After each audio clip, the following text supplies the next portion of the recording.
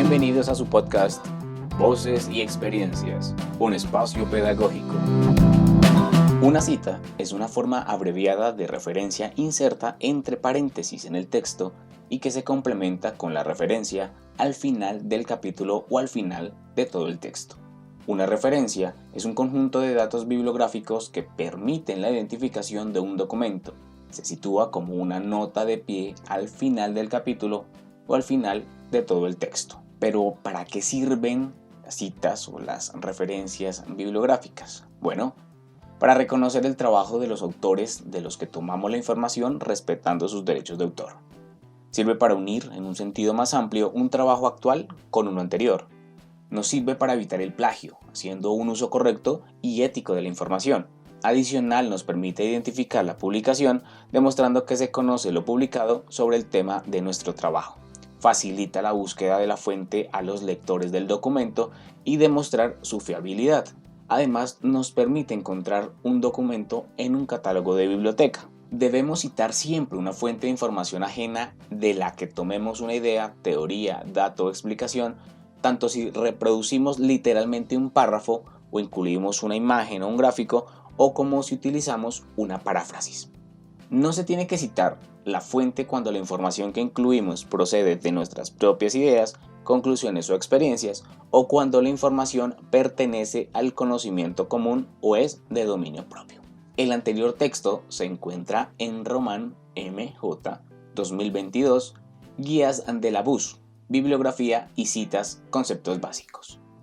Damos la bienvenida a este capítulo de podcast Voces y Experiencias, un espacio para abordar temas pedagógicos. Mi nombre es Eduardo Murillo y los estaré acompañando en este programa, en donde hablaremos acerca del buen uso de las fuentes y tendremos 3 momentos en los cuales abordaremos de manera general este contenido. En este primer momento hablaremos sobre cómo introducir una cita en un texto escrito. Para las citas, en el cuerpo del texto, se introduce la cita resumida entre paréntesis con el apellido del autor, seguido por el año de publicación. Cuando además la cita es literal, se incluye el número de página o localización específica de las frases en el texto original. También hay que tener en cuenta el tema de las citas directas o textuales. La cita textual corta contiene menos de 40 palabras, se incorpora el texto entre comillas, sin cursiva y al final de la cita se incluye el apellido del autor, año y las páginas entre paréntesis donde está localizada la cita. Si se cita el autor y año en la oración que introduce la cita, al final de la cita solo se incluye el número o intervalo de páginas entre paréntesis. Adicional, tenemos la cita textual larga. Esta ocupa más de 40 palabras y se coloca en un párrafo independiente, sin comillas, sin cursiva y sin sangría de primera línea, a no ser que la cita contenga varios párrafos en cuyos sí se aplica a cada principio de párrafo. Y después del punto y final se cita el autor, año y número de página entre paréntesis. Este párrafo independiente debe ir sangrado por la izquierda, al igual que las citas textuales cortas. Si se cita el autor y año en la oración que introduce la cita, al final de la cita solo se incluye el número de la página entre paréntesis. En este segundo momento hablaremos de cómo citar los recursos electrónicos. Entendemos que existen diferentes estilos, sistemas o normas para citar las referencias bibliográficas electrónicas. Sin embargo, vamos a tomar como referencia las normas APA. Tenemos el libro electrónico, el capítulo del libro electrónico, artículo de revista electrónica, de pronto un trabajo académico en línea, posiblemente un sitio web completo o partes de ese sitio web o las contribuciones de ese sitio web, video de YouTube, un tweet, por ejemplo, un mensaje de Facebook o, por qué no, un post en un blog. Para citar un libro electrónico, por ejemplo, tendremos que señalar el apellido, nombre del autor o la autora, la fecha de publicación, después iría título del libro, este iría en cursiva, iríamos después con el lugar o el tema de editor y también en la fecha de la consulta cuando usted realiza el tema investigativo y adicional o para finalizar el recuperado de seguido de la URL que le arroja el sitio web. En este tercer momento hablaremos sobre la paráfrasis y tomaré como referencia el libro Paráfrasis, utilidad y estrategias de la oración por David Bastidas, y que es modificado por Karen Cabezas de la Universidad de los Andes. Cito literal. ¿Qué es la paráfrasis? La paráfrasis es el ejercicio de reconstruir un texto a partir de la comprensión que tenemos de él. También nos permite evitar el plagio. Y el plagio es una manera ética de darle responsabilidad civil a quien ejecuta en primera instancia una investigación.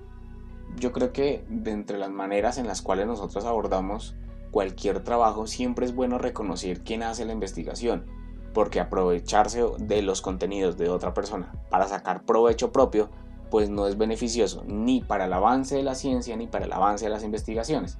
Algo que debemos nosotros de tomar es que no siempre el autor nos va a generalizar o a categorizar algo en lo cual nosotros estamos de acuerdo. Ahí es cuando la paráfrasis tiene sentido, cuando nosotros decimos, puede que usted, señor autor, haya dicho esto, pero en la investigación que yo estoy adelantando actualmente o con los datos que yo tengo, puedo contrarrestar. Según lo que dice Pepito Pérez, me permito evidenciar que está sucediendo esto, o puedo reforzar mi tesis en un trabajo el cual yo puedo estar presentando. Entonces, el tema de la paráfrasis nos es muy útil cuando presentamos datos o cuando queremos reforzar alguna de las líneas que nosotros estamos tratando en una tesis. Ahora bien, también tenemos que tener en cuenta, y es que a todos nos gustaría que nos dieran la importancia dentro de un trabajo. Es decir, si usted realiza una investigación de determinado tema, lo mínimo que tiene que hacer una persona es tomar como referencia esa investigación que usted hizo y nombrarlo, porque usted fue la primera persona que realizó esta investigación o realizó este trabajo. Hay gente que se puede apropiar de los contenidos y de los trabajos que otra persona realiza. En forma ética no debería hacerse, porque ya existe una investigación previa, porque ya alguien lo investigó, porque ya existe ese contenido, conforme a quien se tomó el trabajo previamente de realizar una investigación. Hemos llegado al final de este podcast. Nos encontramos en una próxima emisión con una nueva temática de su interés. Recuerda seguirnos en nuestras redes sociales. Si usted desea ampliar el contenido aquí emitido, lo invitamos a la descripción de este video, en donde usted va a encontrar las respectivas URL, las referencias y las citas en las cuales nosotros nos basamos para realizar este podcast. Gracias por escucharnos.